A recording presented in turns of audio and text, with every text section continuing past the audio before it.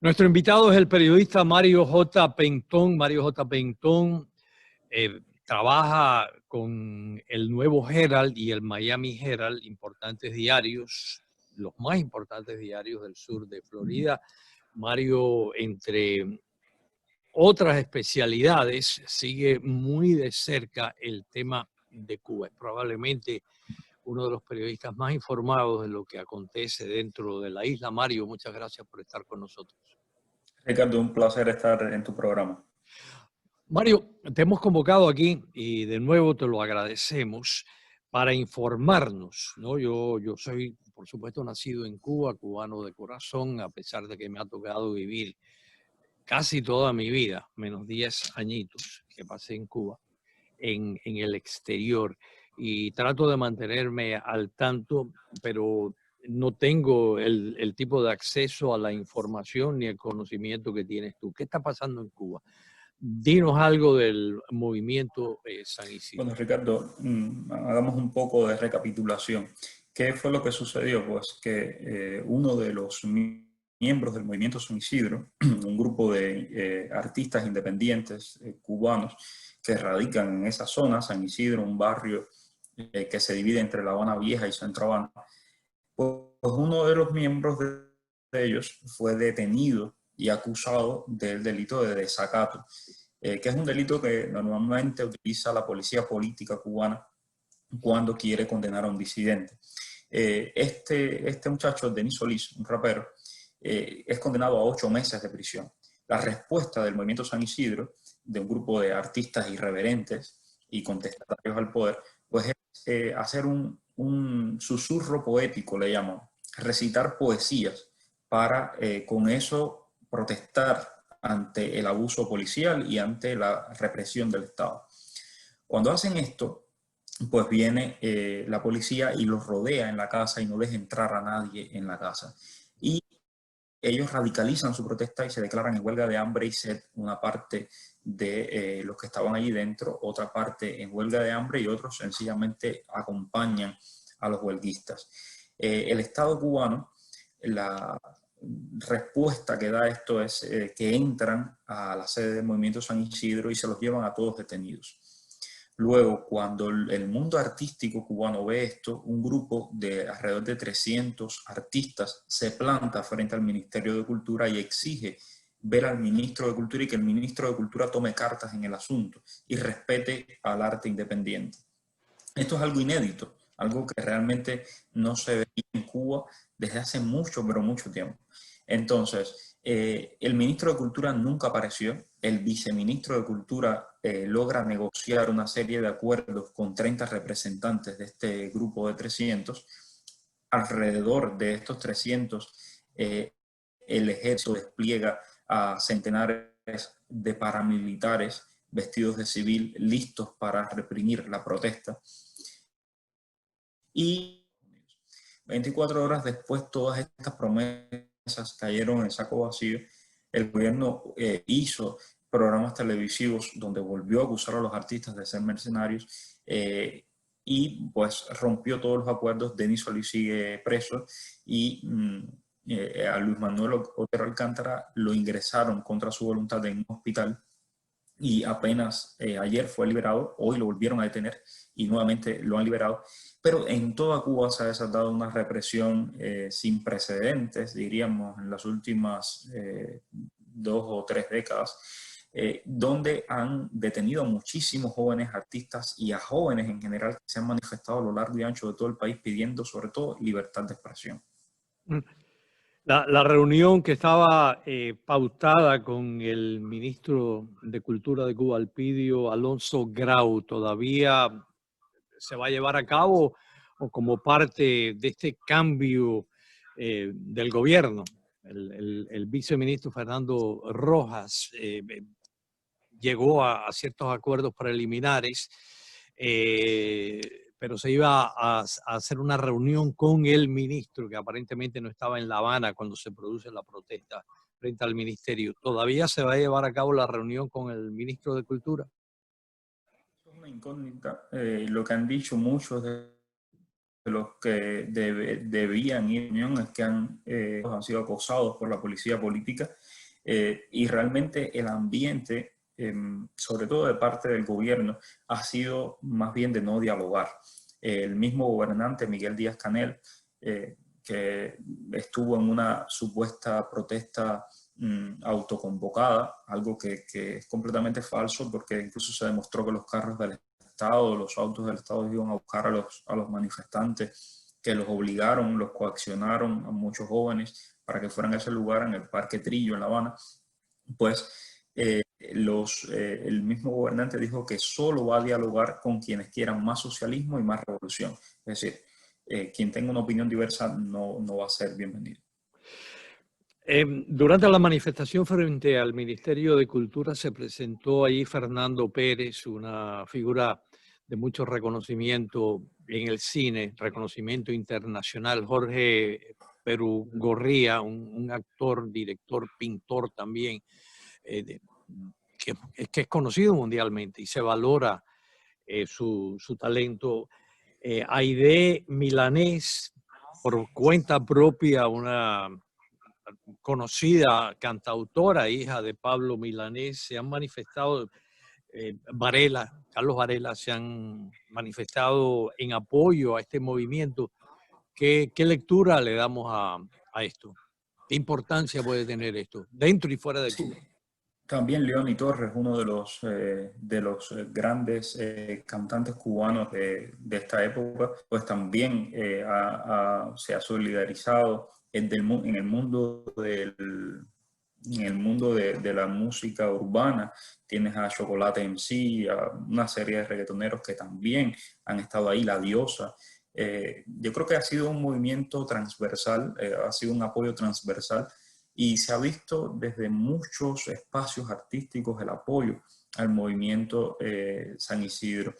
Definitivamente es un momento de ruptura con respecto a ese silencio al que el oficialismo obligaba a estos sectores críticos de la sociedad, e incluso a sectores que no son tan críticos, pero que están viendo la crisis económica que está pasando el país, están viendo la situación cada vez peor en cuanto a la sociedad, al tejido social, lo roto que está el tejido social cubano, y están viendo cómo lo más talentoso de Cuba, cómo la gente más formada, etcétera, pues deciden abandonar el país porque no tienen espacio para construir un país plural, diverso, con todas las voces, ¿no?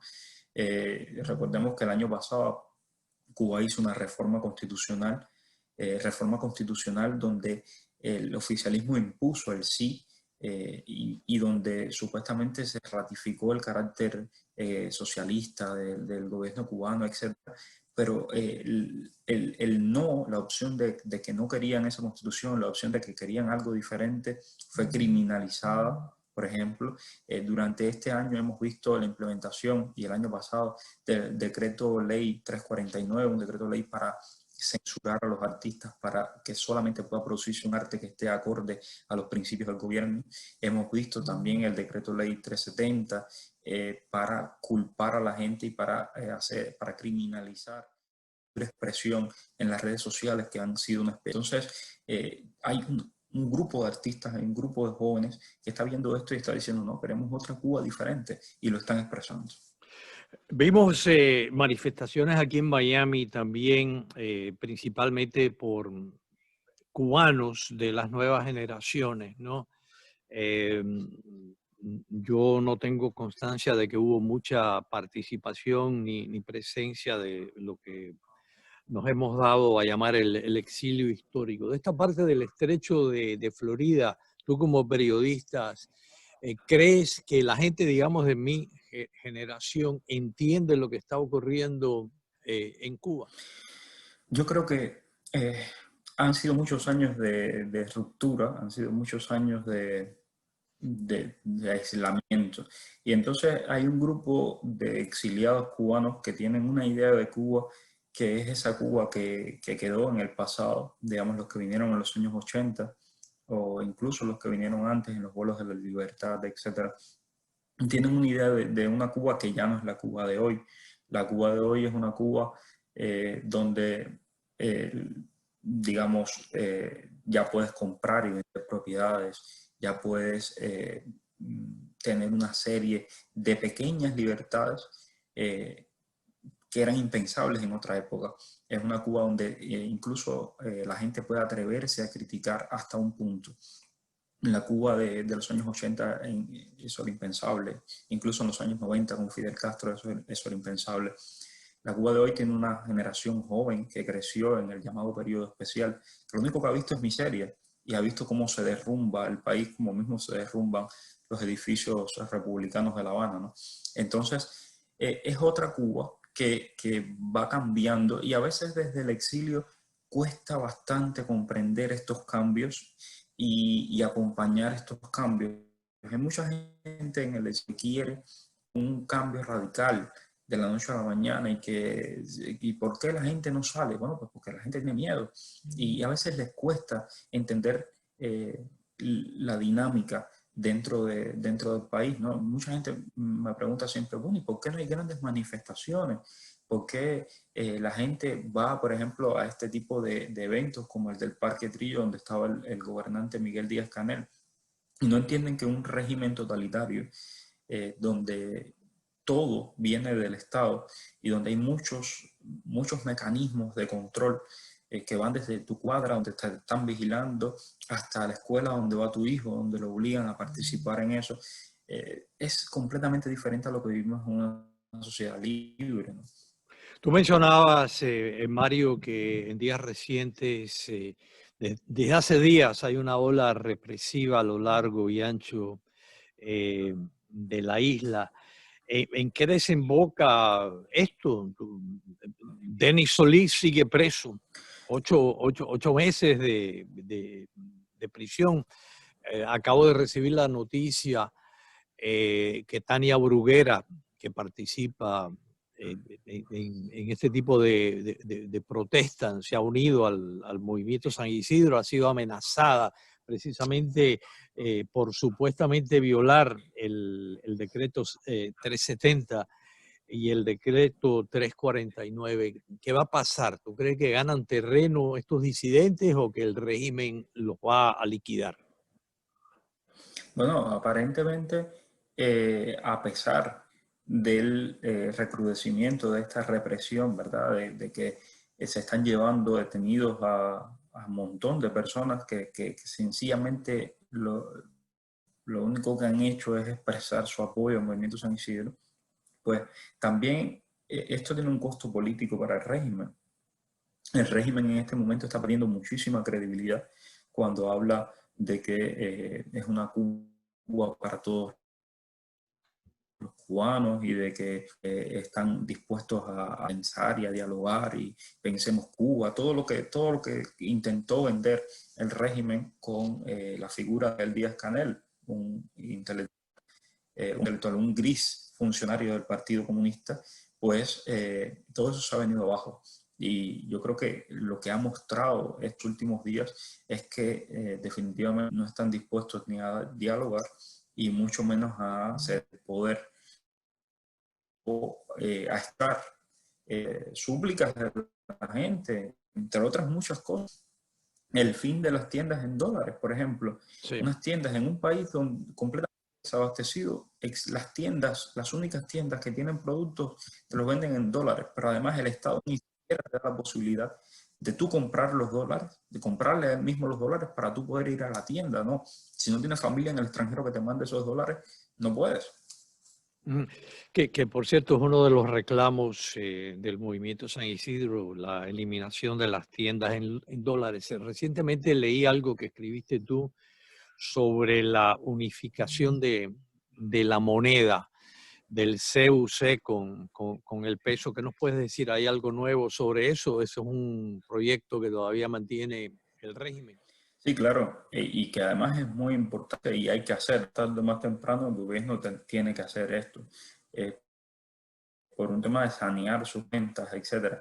Pero yo creo que ahí lo que es realmente importante y relevante es que los economistas cubanos, en este caso Carmelo Mesa Lago, una autoridad Sí. dentro de los economistas la gente que analiza la economía de la isla, lo que han descubierto es que el salario cubano, el salario del cubano trabajador hoy, es apenas el 49% de lo que era en 1989. Es decir, las personas pueden comprar con su salario lo que podían comprar en 1989. Esto es realmente muy llamativo. ¿Y a dónde va la economía cubana? Bueno, en un corto plazo, cuando hagan esta unificación monetaria, decía Carmelo Mesalao, lo que va a encontrar el cubano es que todo se va a encarecer, que la inflación va a crecer muchísimo porque estás imprimiendo mucho billete para pagar mayores salarios, pero no tienes un respaldo productivo detrás. Entonces, a quienes peor les va a ir, por supuesto, va a ser a quienes no tengan familia en el extranjero que los puedan ayudar, porque la inflación se va a desbocar y porque el Estado no tiene dinero, no tiene recursos suficientes para poder ayudar a paliar estos cambios. Mario, te queremos agradecer tu participación. Ojalá que no sea la última vez como parte del cubano de la diáspora desde mi infancia.